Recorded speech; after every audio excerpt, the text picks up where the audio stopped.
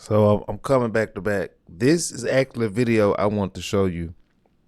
Someone actually knew what they did and made a 3D model of it.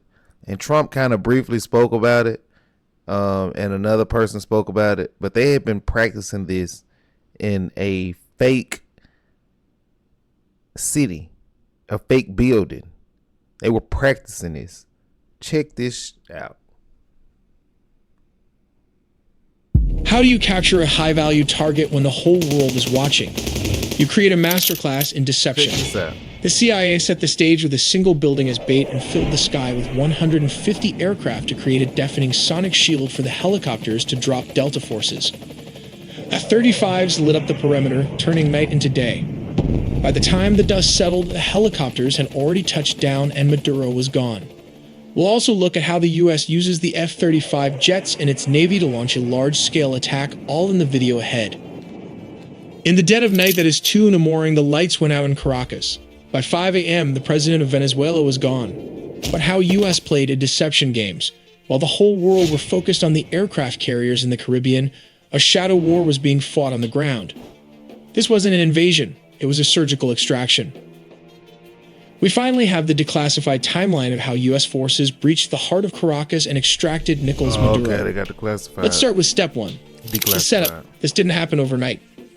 For months, the U.S. had been tightening a naval quarantine around Venezuela. That's true. The U.S. Gerald R. Ford Carrier Strike Group and the U.S. Iwo Jima Amphibious Ready Group were parked off the coast.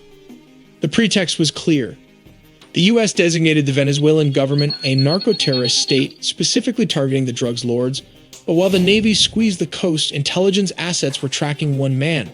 They waited for a specific window, a moment where Maduro was stationary and vulnerable. Step 2, the strike. It began at exactly 2 in the morning Venezuelan Standard Time. High above, several F-35 stealth fighters punch a hole through the enemy lines, destabilizing their anti-air defenses. Like these Russian S-300 missiles located all over the strategic high-value target. With the skies clear, the path opens for Delta Force helicopters to fly straight towards the mission. Here comes the deception as the helicopters flew. The jets started firing with more strikes as it hit Fort Tuna, the main military base and command center, and La Carlota Air Base, destabilizing Venezuelan air support.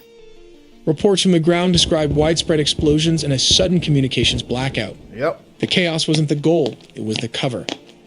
Right. But how did the raid happen? We have to look at step 3. Under the cover of darkness and chaos, the Tier 1 operators went to work. But what is the exact unit tasked with the mission? It is the Delta Force, one of the most elite secretive special forces units in the U.S. military. Witnesses in Caracas reported low-flying aircraft skimming the rooftops, flying well below radar coverage.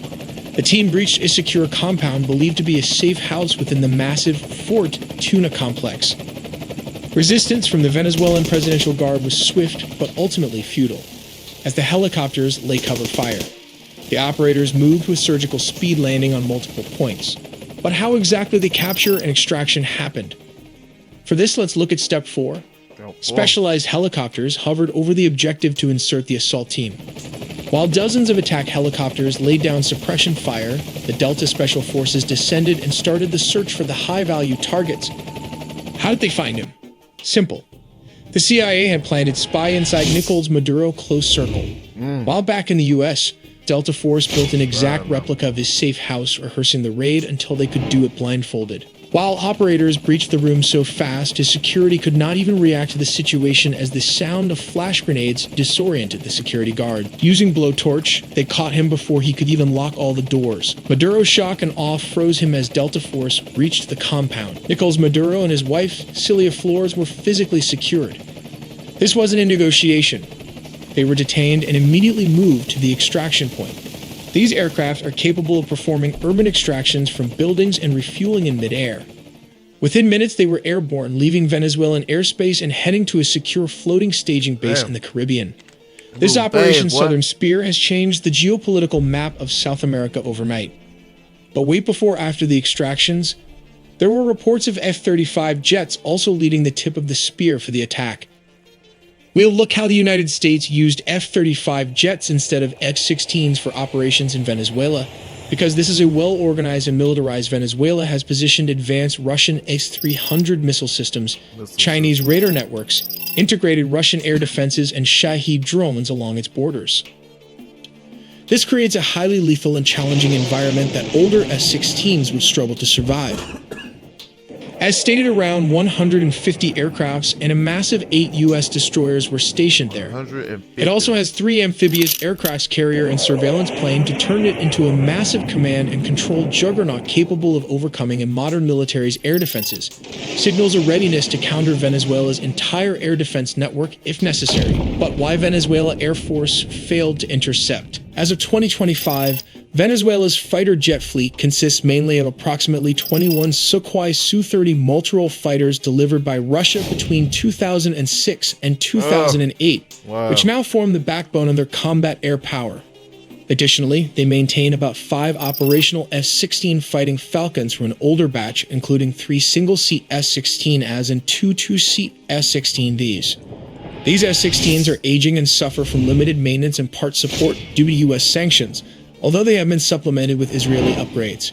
Venezuela acquired its F-16 jets from the United States through a foreign military sales agreement called Peace Delta in May 1982, during a period of good diplomatic and military relations. They were the first Latin American country to receive the S-16, with deliveries occurring between 1983 and 1985.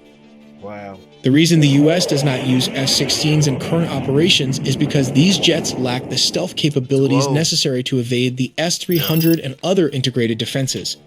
The advanced S-300V or Anti-2500 systems, supported by dense Chinese and Russian radar, can easily detect and target older aircraft at long ranges.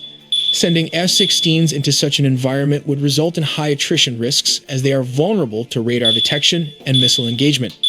Not to forget the Russian Buk air defense system that can take out an S-16 with ease. These are cheap R-15 or 24 Buk systems are already active and mobile all over the country. Additionally, S-16s are less effective in contested airspace saturated with drones, especially the Iranian Shahed drones used by Venezuela for reconnaissance and kamikaze strikes. The F-35, however, offers crucial advantages. Its stealth design enables it to fly undetected or with much lower risk, making it effective against advanced surface-to-air missiles and networked radar systems. Its sensor fusion, electronic warfare, and data link capabilities allow it to simultaneously suppress and target mobile and fixed air defense positions, adapting rapidly to counter Russian and Chinese radar configurations. While the aircrafts took out the anti-air defenses Venezuelan military as a whole, this allowed the CIA and special forces to advance towards its target. The overwhelming presence of advanced Russian, Chinese, Iranian, and indigenous air defense and drone systems on the Venezuelan border means that the stealth fighter jets, or the first wave of attack, provide both the survivability and strike capability required for such operations. But how do they rotate clockwise? Well, the distance from Puerto Rico to Venezuela is about 1,300 kilometers. This is roughly 810 miles, which translates to around 1.5 hours of flight time for an F-35 flying at high subsonic speeds. These jets rotated clockwise as its combat radius is approximately 770 miles, meaning it can reach most of Venezuela from Puerto Rico with careful fuel management and limited loitering. To extend mission time and reach deeper inland, air-to-air refueling tankers deployed strategically in the Caribbean region support these operations. In situations requiring strikes within minutes, U.S. amphibious assault ships equipped with F-35Bs can launch jets rapidly. From such ships positioned in the Caribbean, F-35Bs can reach Venezuelan targets within roughly 15 to 10 minutes, depending on speed and route. Targets typically include narco-traffickers' networks, air defense installations, command centers, and drone facilities, enabling flexible sea-based strike options against both Venezuelan military and criminal infrastructure. In essence, the F-35 deployment by the U.S. near Venezuela redefines military capabilities in the region. It combines stealth, advanced sensors, electronic warfare, and networked operations to overcome sophisticated air defenses and maintain persistent air superiority and rapid strike ability against a broad spectrum of targets in Venezuela. This reflects a strategy that goes beyond counter-narcotics to deter and, if necessary, decisively counter the Venezuelan military threat. We also made a deep dive into the sea, air, and land components of the nuclear triad, so subscribe for more videos to not miss a beat.